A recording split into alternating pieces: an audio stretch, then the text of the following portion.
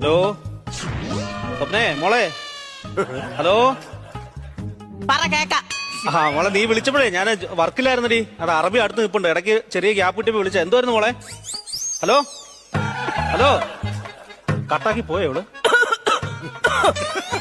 നീ ചുമക്കുന്ന കേൾപ്പിക്കാനാണോ എന്നെ ഈ സമയമില്ലാത്ത സമയം? അറബി അടുത്ത് നിൽക്കുന്ന എന്തോ കാര്യമെന്ന് പറയുന്നു.